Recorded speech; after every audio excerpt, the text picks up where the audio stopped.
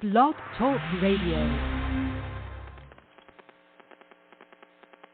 Hi, this is Nikki Chris and Natalie Jean from Sisters in Music. Check out our new organization, www.sistersinmusic.org. and our Sim Radio Network, home of our female-focused podcast, Mixing It with Nikki Chris and Chatting with Nat. Come join the fun, because together, we are stronger. Yeah! Hey, y'all! Woo-hoo. It's Natalie Jean, Natalie Jean, and Nikki Chris. And we are Sisters in Music. And today we have the honor of having Tamar Dayanim, Marketing Manager of Woman Crush Music. Woman Crush Music is a fiscally sponsored 501c3 nonprofit arts organization who I am dedicated to creating opportunities to communities for inspiring, rising women songwriters.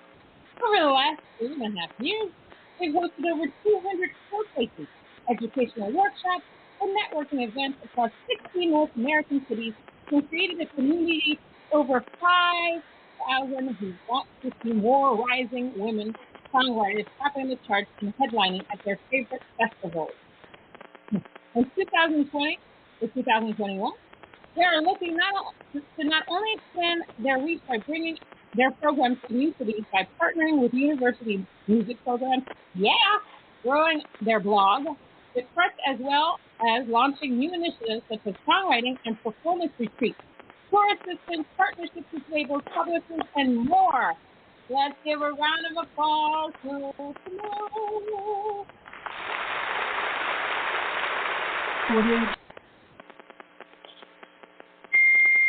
Hello, Tamar. How are you? Hi. Hi. It's so good to be here. Thank you for honoring us with your presence. I have to say, it's actually tough to get other female organizations down here. There's some don't have the time or some don't have it. But so it is. I appreciate you in a way you have no understanding. You are gracious. You are awesome. You're an empowered woman. You work for an empowered company. So we are very thankful for you being on this show. Thank you so much. I'm so happy to be here.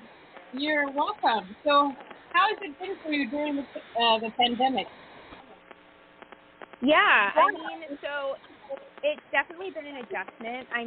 I will say, just to give you a little bit of background about me, so I work in music publishing. I volunteer at Women Crush. We, as you said, are a nonprofit organization.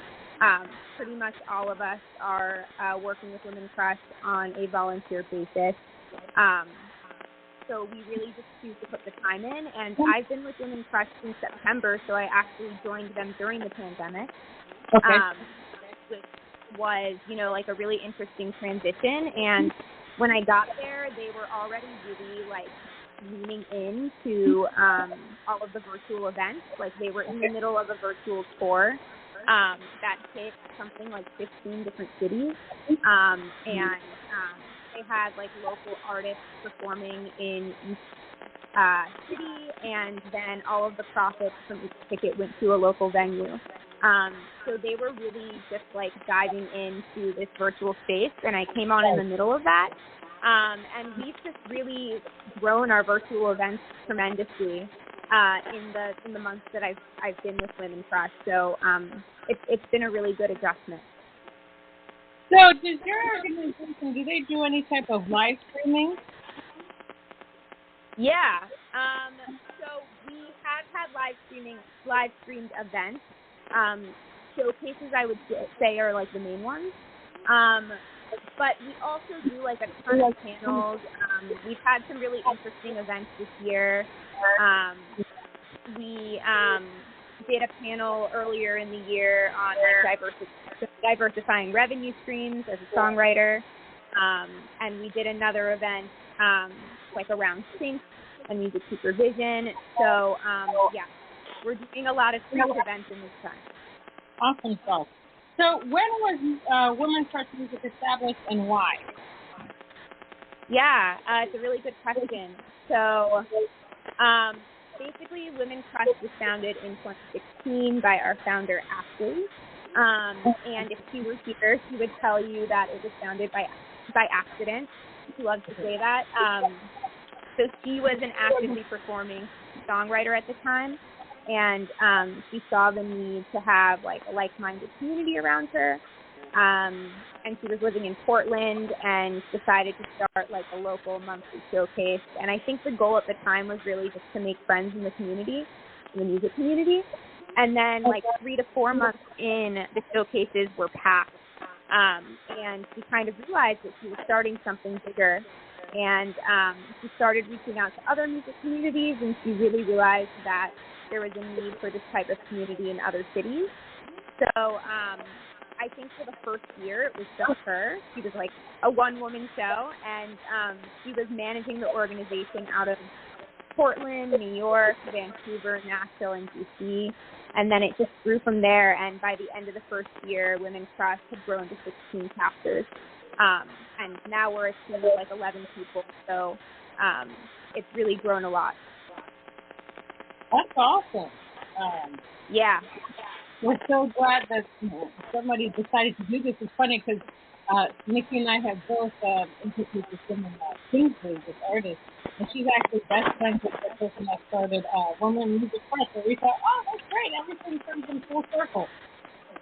Yeah, for sure. And you know what? There's a lot of communities out there that serve women in music, but you can never have too many because it's just. I think like these communities have helped me as a woman in music, and I'm very involved in Women Crush, obviously, but I also belong to like other organizations that support women in music too. And it's really great to see like all of this community building and like support. So it's great. Awesome. Hello, it's Nikki here. So what makes your organization different from some of the other organizations out there? I mean, obviously, like you mentioned, you're a member of other women's organizations. Natalie and I are as well. So for our listeners, what makes Women Crush Music different? Yeah, so we are focused on supporting songwriters. I think that is what primarily makes us different. And that's actually one of the reasons why I was drawn to it, because I work in music publishing, which is the area of the industry that supports songwriters. And I think songwriters are a very underserved, figure in the music industry. We're starting to celebrate the work of songwriters more, right? Like, I work in digital marketing, and like we're seeing that a lot of the digital services are like now making playlists, like highlighting songwriters.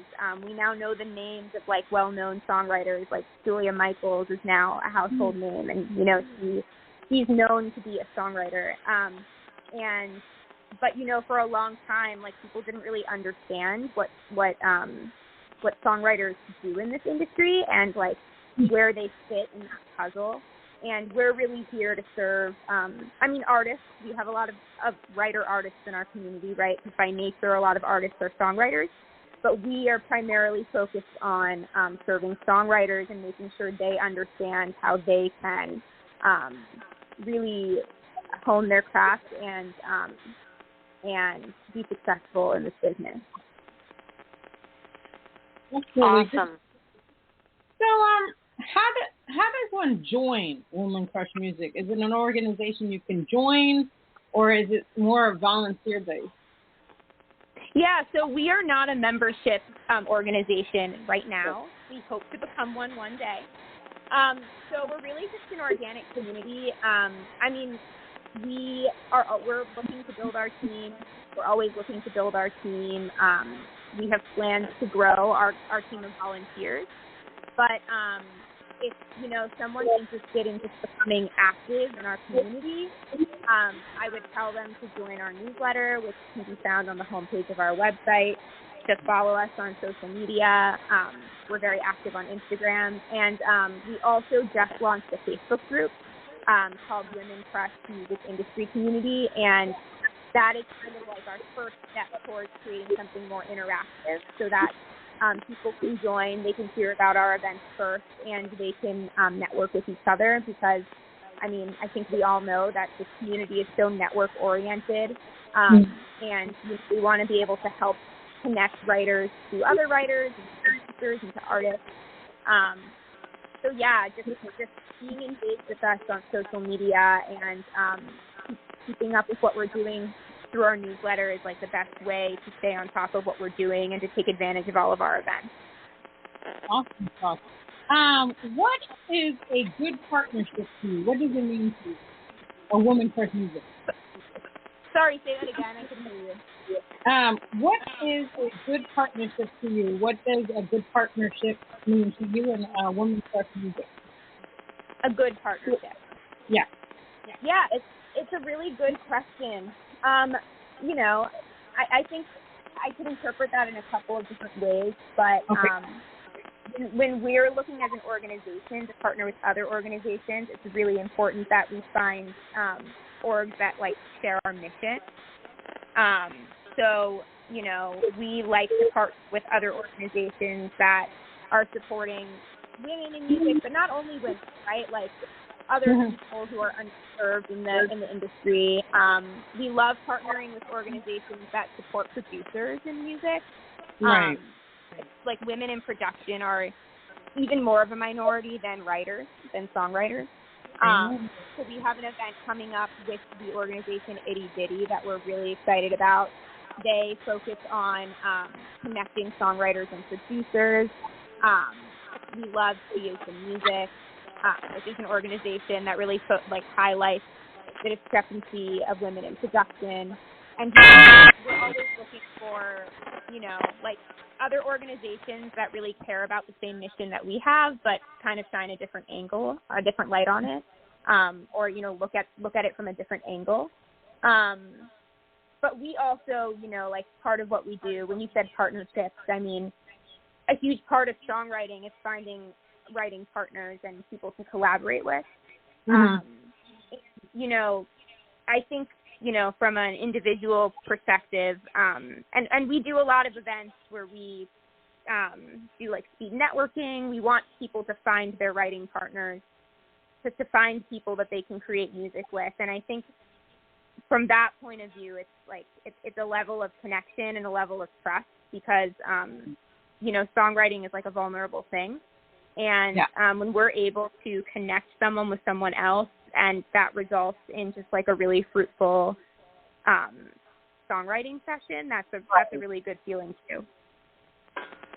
That's awesome. So that actually raises a really good question. I mean, obviously, you know, your focus on songwriters and networking and bringing individuals together to potentially create. What are some of the other goals of the organization? Yeah. I mean, I think the larger goal is to make songwriting more accessible, to make it a more accessible profession, and to educate songwriters on the ways that they can take advantage of their revenue, and to understand the ways that you can do that. And, you know, that's kind of hard, right? Because, you know, not to get all like music publishing nerdy, but there's a lot of different revenue streams that writers can take advantage of. And they're not like fun and exciting, and they're not like creative, right? It's a lot of like administrative stuff, but it's really important to educate. And so I think the most important thing that we do, I would say, is educate and make sure that nobody is losing an opportunity because they haven't done the right paperwork, or they don't understand like the different revenue streams. And so I would say that is like the most important thing that we do, and the thing that I would emphasize the most. Yeah, that actually is really important because I know that I have found, and I'm sure Natalie has as well, I mean, even though I think we're pretty well versed in various different revenue streams from a songwriting perspective, but a lot of up-and-coming songwriters do not. Right. They have no clue. 100%. And I think part of it is also just you know, like there's a lot of mystery around like people sometimes know these words, right? Like a good example is sync licensing. Like people know that you can make money by getting your songs placed in like a TV show or an ad, but like there's so much mystery around how you actually land that or how you actually do that. Right. And there are all these services that like advertise like become a member of our service and like we'll pitch on your behalf. Right. But you know, there isn't a ton of like information out there. Like you can't just do a Google search and be like, how do I get my song placed? Like that is not knowledge that is easy to find. It's not accessible. It's not transparent. So like a huge part of what we do is like we bring in music supervisors to like talk openly and honestly about like what they're looking for when they try and play songs. We have a really great event that we do virtually, actually. It's called Song Sessions, and we will have people apply to perform a song. It can be a release song or in front of industry people, and we frequently will have music supervisors come on and be those industry people and give direct feedback about, you know, whether they would sync this song, what could be improved about the song to make it syncable. That kind of stuff. And we've brought on A&Rs as well, right? Like, I think there's also a lot of mystery around how to get signed. If you're at that point in your career, it can be really challenging to understand what can I be doing better to get a deal if it's, like, time for me to have one. So, you know, I think we try to demystify a lot of that information. And that's really great. Good. Yeah. One of the things, I was talking to a friend of ours, Valerie. She manages her son, Ricky Prasad, and one of the things she's learning, and she encouraged her son to do, because is that he should take a music business course. Everybody that does music should take one. I wish I had taken one, because there's so many things that a person should know, even when they're going to meet people that think they know what they're going to tell, you know, the writers, musicians, whoever. We have to do our due diligence and start to study these things. Because the thing is that there's so many scammers out there. There's so many different organizations that can come to you and say, oh, I can do this for you, I can do that for you. And then they put a contract in front of you, and you're expected to understand what it says, especially if you can't get a lawyer. So I 100% agree. Yes. I agree with you. Yes. To give people knowledge. Yeah. Oh, I was just going to say, like, I could not emphasize what you're saying enough. I mean, like, being an artist is being your own entrepreneur. Yes. And being a writer is being your own entrepreneur. And, like, I say this to creative people when I talk to them from, like, an industry perspective, because I'm kind of more on the business side of this business. Like, the more knowledge you have, the better off you are. And you're right, like, you know, if you don't have a lawyer, lawyers can be expensive. And if you don't have one, it's really important that you understand the contract that you're reading. And also, you know, if you're at a point in your career where you don't have a manager to kind of like manage these things for you, it's really important that you understand what you're doing. And honestly, even if you have a manager, like I really do believe that the most successful artists and writers are ones who, you know, if for some reason they lost their manager tomorrow, they would be able to pick up their own career and be kind of like self-sufficient, independent. So like 100%.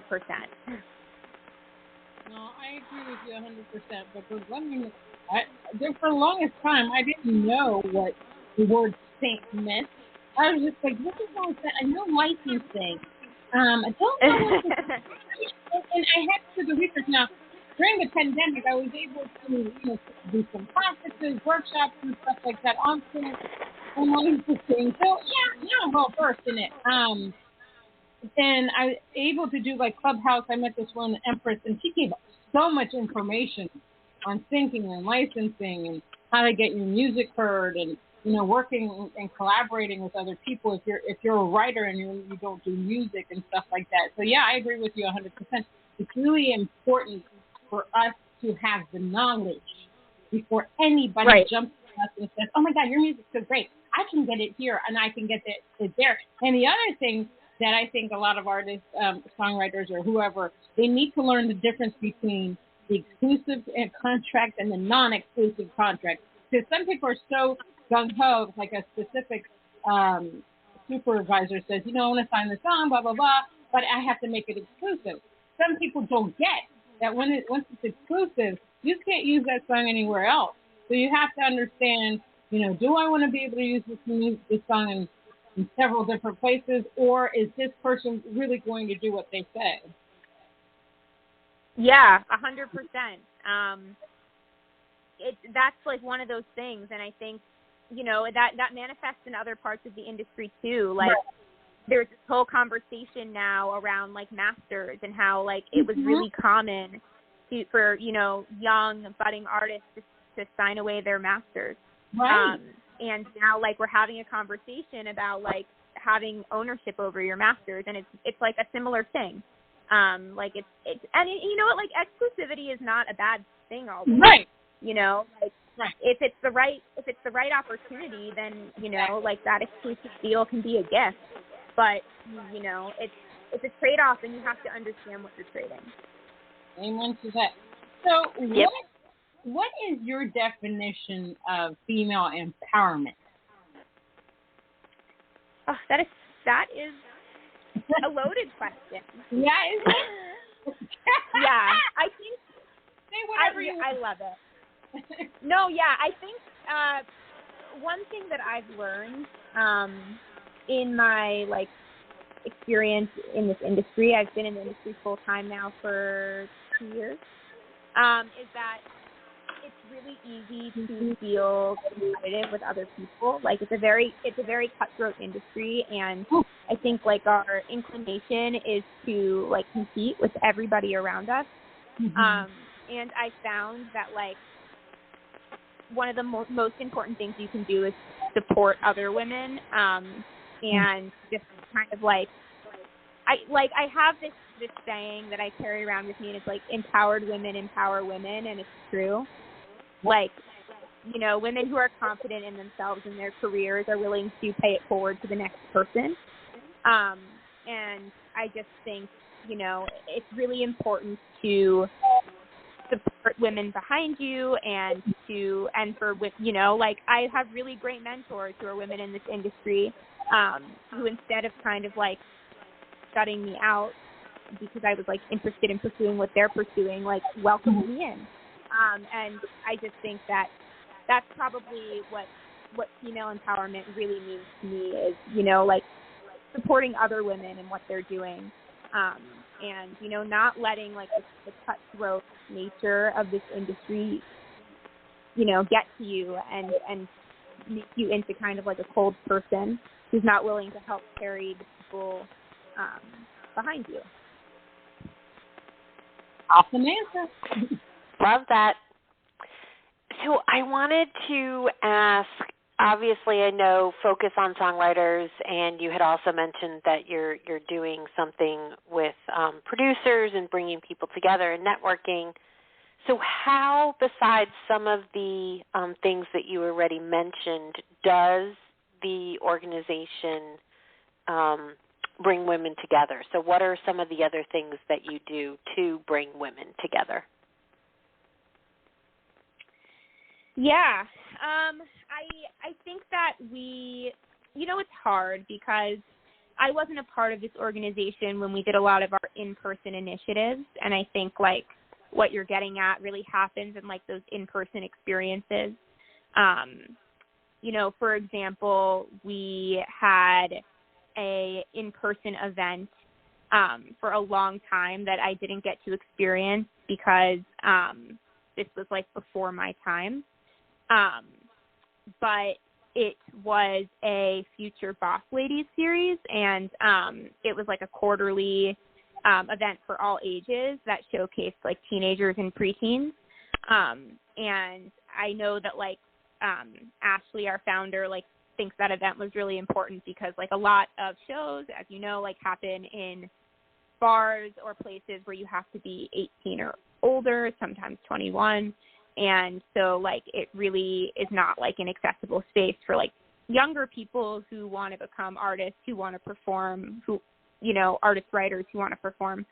So, like, I think a lot of those in-person events, like, foster that togetherness that you're kind of getting at, and we're definitely hoping to get back to that in a, you know, fingers crossed, post-COVID world. I think, like, right now, because of the pandemic, like, all of that is happening digitally. So I think, like, these speed networking events that we've really started leaning into have done that because, you know, we started out kind of like this pandemic doing a lot of panels. I think, like, a lot of organizations are doing panels right now. If you wanted to, like, attend a panel every day of the week, you could. And I'm not bashing them. Like, there's so much good information going around. But, like, as we touched on kind of earlier in this conversation, this industry is so networking focused and, like, one-on-one conversation focused. And, like, your next gig could be because of someone that you met at that event, or, like, your next job, if you're, like, on the business side of the industry, could be because someone that you spoke to at some happy hour, like, thought of you when a job opened up. And so we want to try and, like, mimic those experiences in the best way possible. It's obviously really, really hard when everything is remote. But I think the best way that we've been able to do that is through, like, these speed networking events where you talk to someone for 5 minutes, and then you, like, exchange, you know, contact information, and then you're randomly put with someone else, and you just meet as many people as possible. And obviously, like, it's not the same. Like, it's not organic in the same way as, like, you go to a showcase in person and you talk to the person next to you. You know, it's not quite like that, but we're trying to do as much of that as possible because making those organic connections is just so important and really vital for being successful. Yep. How does somebody sign up to get to attend one of those speed sessions? Is that available off the website? Yeah, so it depends on the session. So we recently did a speed networking that was, like, open to everyone, so, like, songwriters, industry people. We didn't cap it. Those, like, sign-ups are on our website, but really I would say, like, our socials and our newsletters are the most up-to-date ways to get information. So womencrushmusic.com, like, our homepage, there's a link to sign up, subscribe to our newsletter. You can also, like, find us on Instagram at womencrushmusic, and, like, in our bio, all of our sign-up information is there. For this upcoming event, as I mentioned, like, we have another speed networking event coming up on Tuesday, May 18th. And that one is to really facilitate conversations between producers and songwriters, so that, you know, people can find their next collaborator to write music with. And that one is an application. So we have an application that closes on Friday, May 14th, so this Friday at 6 p.m. Eastern. And that application can be found, like, in our Instagram bio. We're gonna be sending it out in our newsletter. You can find it on our Facebook page. It's widely available kind of throughout our socials, and we really encourage any interested songwriters to apply. It's like a one-page application. And we're going to be pairing those accepted songwriters with producers, and we're really excited to see, like, what kind of connections come out of that. Oh, that's awesome. That is fantastic. I love it. I know, right? It's just like it's such a need, you know? Like, it's so hard. I mean, like, I don't do a ton of songwriting. I do a little bit of songwriting, so I only really know surface level, but, like, it is so hard to connect with other writers and creators, especially now. And so, like, we just, you know, we're really happy that we get to do this and to help people, like, find their people and, you know, find new people to write with. Yeah, it is. I real quick, Natalie, before you ask another question. It really is, and I'll be very honest, it's also very hard to find, I don't want to say, well, people that actually are willing to make the same commitment that you are from a songwriting perspective and producer perspective. I mean, we all have, you know, I have my favorites that I like to work with, but I also like to work with new people, and I've struggled to actually find individuals that want to have, that have the same commitment, where I'm like, yeah, let's work on this, and then you work on something, and then 2 weeks later that you can't get a hold of them again. So it's right. It's important to continue to build those relationships, because you never know when you're actually going to find somebody that you might start building a lifetime relationship with. Yeah, definitely. And I think also being really in any part of this industry, but especially a writer, is having perseverance and like continuing to reach out to people even when you feel like you've hit so many dead ends. Because like you said, eventually you'll find someone that you just click with. So, sometimes like the biggest hurdle is just like getting over that like exhaustion and just persevering through it, and just like, thinking about the end goal for sure. You're welcome. Do you believe that women are making strides in the music business? And what strides do you see? If so, what strides do you see? Yeah, I mean, well, I can definitely speak to the business side, because I think that there are, from what I've experienced, like I think there are more and more women on the business side of the industry, and that's like a really good thing. I think like probably the next thing is seeing more and more women in like leadership positions, because like it's become a more accessible industry, like kind of in general. But then, like, as you go farther and farther up the ladder, there aren't as many women, like, at the top, kind of, like, in these executive roles or as CEOs of companies. So, I think from that perspective, that would kind of, like, be the next thing. Right. The writing side, the music-making side is, I think there are, like, more strides to be made there. There's definitely less diversity. Right. And, it's hard. You have to strike this balance of, like finding like-minded people, like all of these organizations that bring women together. They're so great because like women are finding other women. But also like that doesn't solve the problem of like breaking into a male-dominated world, which is like the other side of this. And so like, that's the challenge. It's like, the first step is like finding like-minded people and building a community of like-minded people, but then the second step is like breaking into like this world of not like-minded people. Right. And, that really is the challenge, and like working with people that are not similar to us and like breaking into those spaces.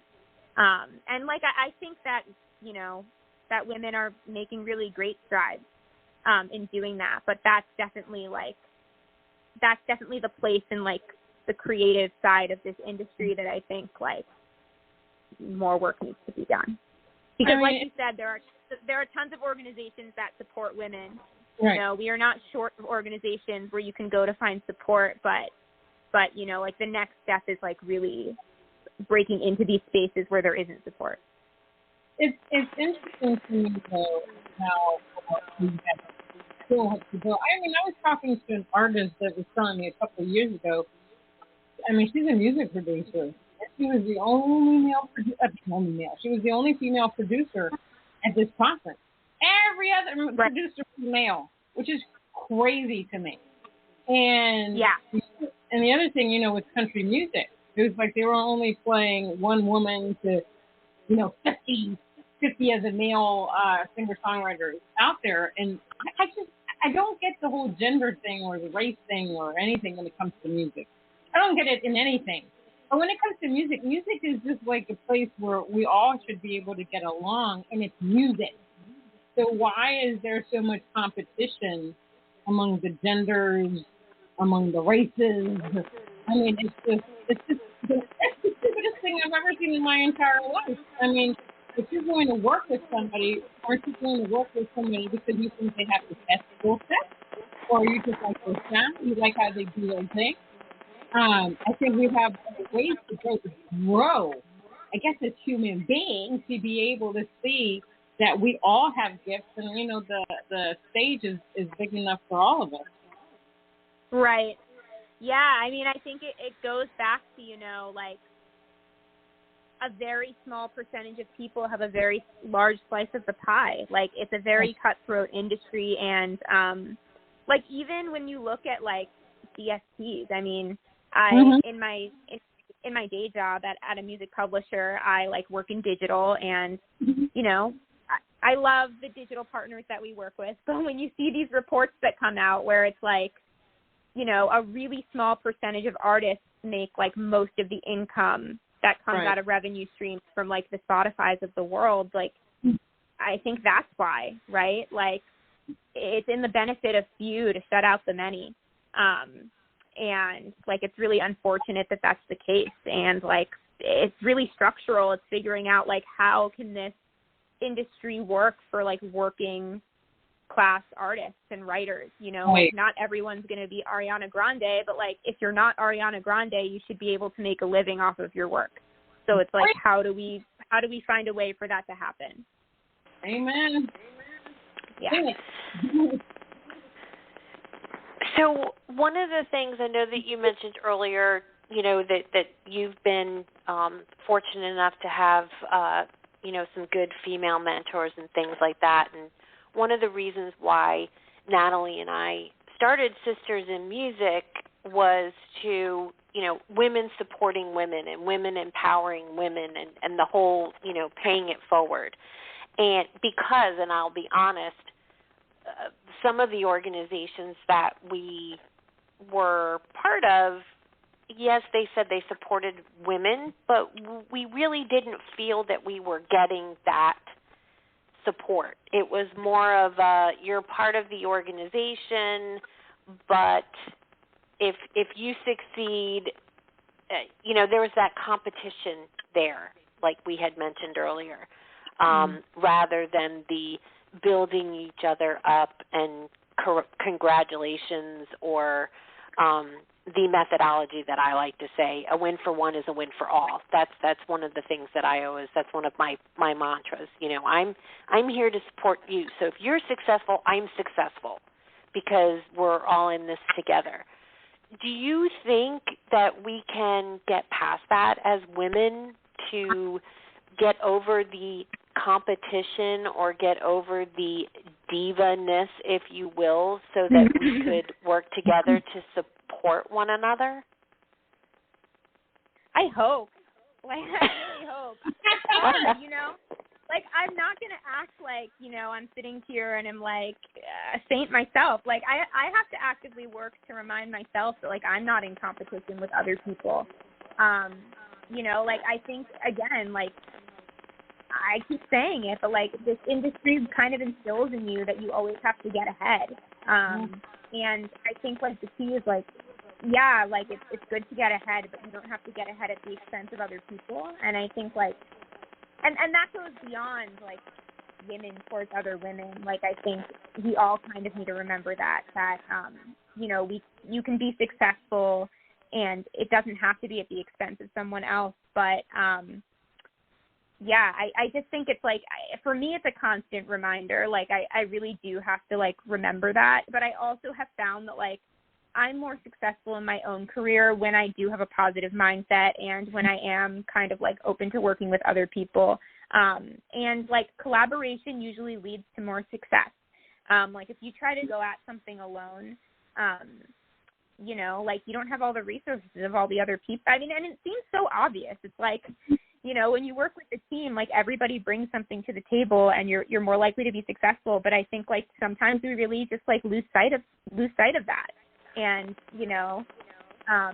I found that like, when I put that competitive nature aside and try like really hard to not lean into that, even though it can be tempting sometimes, like it ends up benefiting me too, because I gain the perspective of someone else, the skill set of someone else, and like, whatever I'm trying to do is more likely to get done. So I think if we all kind of like came at it as, not only is it the right thing to do, but it's also in our own best interest, like, maybe we can get there someday. One can only hope, right? Yeah, seriously. But like I will say, like Women Crush, we really, like you said, a lot of organizations kind of like talk the talk, but they don't walk the walk, and like we try so hard in everything that we do to really like show that we're helping. I know like one long-term project that we really hope to bring around down the road is we want to create a fund to help writers record demos, so that we can like actually put cash in people's hands to get the production tools that they need. And so like these things, like it's not always like, a fancy panel with like people from big companies, and those are great. Like I love those, and I learn a lot from people who are farther along than me, or like who are executives at a company, and like those are really great events, but they're not the only thing. And like it's as simple as like giving someone the funds to like record that song that they wrote with someone else. Like those things go a really long way, and those are the things that are like actively helping people move forward in their careers, like like what you just said. Yep. Yeah. Yeah, because awesome. I mean, together we are stronger. That's Sisters in Music's motto. We're all about, not being in competition with one another. The stage is so big. There's no reason to. I know. I'm with you. And a lot of people oftentimes, they want to work with these big artists. And so, yeah, it's nice to work with Grammy-winning people, but you can see the homeless man on the street, or the homeless woman on the street, or the man or the woman at Starbucks could be the best player, producer, engineer, masterer that you could ever have on your album. So I think people shouldn't just, want to always have certain people on their album. You should just want to create a great album. You should just want to create great music. You just want to put something out that you can be proud of. You know what I mean? That's right. That's my motto. That is my motto. Yeah, and I also think that, I don't like to say no to opportunities. I mean, it's one thing to mental health is important, so you should not overextend yourself, and you should not take on more than you can handle. But I don't like to say no to an opportunity on its face because I think I'm too good for it, or have beyond it. And I really think, especially when you're starting out, don't have an ego. Just don't have an ego. And you know what, even successful people shouldn't have an ego. They should be humble. But if you are not at a point yet where you are busy every minute of the day, and you need a team of people to be doing things for you, if you're not at that point yet, don't say no to opportunities, because like you said, you never know who you're going to meet, who you're going to collaborate with, and where that collaboration can take you. You're 100% correct. That's the way we live. You just never know. Yep. Nikki and I have met so many different people on our musical journey. I mean, we didn't know each other, and we just hate each other. No, we love each other, and and we have different styles, and we have some of the same styles, and we get along, and we're not in competition. We both do pop. Whenever she has something coming out, I'm one of her biggest supporters. Where can I buy it? Where can I stream it? Maybe I can stream it all day long. Yep. Do you need me to do background vocals for you? I'm ready for you. That's what it's about. And I will do that for anybody. Oh my God. I'll just put that up. Because I like to help and be supportive in this music industry. We all need a lot of help. This is a tough industry. And so if you can have other people that are willing to be part of the collaborative effort, why not be part of that? Because something beautiful can come out of it. I would also just add, I'm a big believer in paying it forward, and I also believe that, one thing that I like to do is talk to college students who are obviously behind me, and like they are looking for ways to break into the industry. And I never, I love doing that, and like I would never think it's a waste of my time, because like you also never know where someone's going to be in 10 years. Like I was talking to someone recently, and she was like, "Thank you so much for giving me the time. Like I really appreciate it." And I was like, "Listen, 10 years from now, like you might be farther along than I am. Like you don't know where people are going to end up." And I think people are so focused. And this really goes to both sides of the industry, so I'll speak to the business side because I know that better. Like I feel people are always focused on like trying to find like the executives and the CEOs to mentor them. And again, like those are really fruitful connections, like really fruitful. But also like finding connections with people who are at the same level as you, like your peers or people who are even like a step behind you. Like those are also really fruitful connections, and you shouldn't overlook those because you never know where someone's going to be, and you're kind of like growing in this industry with them. So. Yep, that's a really good point. And I'm also going to say I'd love to see, and I know Natalie has said this a couple of times as well, I actually would like to see some of the more, let's just say, established songwriters and things, and they may do this, I just don't know, but have more opportunities for some of the more established songwriters for people who maybe haven't had that opportunity to work with somebody who may write for XYZ person, and open up those doors as well too, because I have not seen a lot of that. Yeah. I mean, I agree with you there. I think again, like this industry could be a lot more accessible than it is, and I hope that it becomes more accessible. I mean, I like to think that people that care as they work their way up can kind of influence change. For example, an example from my life, like one thing that's really not so accessible about this industry, the business side at least, is that internships are unpaid. And for some people, like unpaid internships aren't accessible because, they're not at liberty to work without pay. And I was able to do that. I'm very lucky. I had the privilege to do that in college. Like it helped me get my first job. And, I always tell myself that when I'm at liberty to make those decisions for interns, like I want to pay my interns because interns should be paid. And so like, I think it's like that. It's like, if you see something that you don't like, don't wait for someone else to change it. Like, but it shouldn't be on like someone to carry. It shouldn't be on women to carry that burden to like make changes for women in those cases. But like, it is like the onus is on us. So like, it's our responsibility to make those changes and like to work our way up to a place where we can make this industry more accessible in lots of different ways.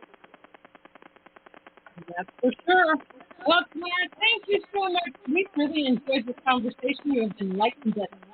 You have given us so many things to think about. Well, we've already talked about some things, but you've given us more to think about. And we love the fact that you are working for an organization that empowers women and allows them to speak their own truth and bring them to the forefront. On the same line with the men that are out there. It's because it's time, damn it, it's time. Because we have a lot to say, and we shouldn't be pushed back, and we're not going to, that's not going to happen anymore. That's not going to happen anymore, because women rule, we rock, damn it. You got it.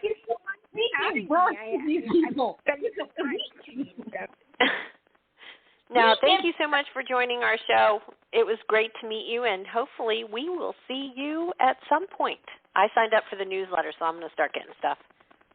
Awesome. Yes. Come to our events. And I will just say before we leave, like to anyone listening again, like find our newsletter on our website, womxnmusic.com. Follow us on Instagram and Facebook. We have really great events and just great opportunities to build your network and to just educate yourself on being a writer in the industry. So join us. Awesome sauce. Thank you so much. And again, everybody, this was the Sisters in Music Radio Network, and we were speaking to Tamar Dayanim, Marketing Manager of Woman Crush Music. Until next time, see y'all later. Bye, everybody.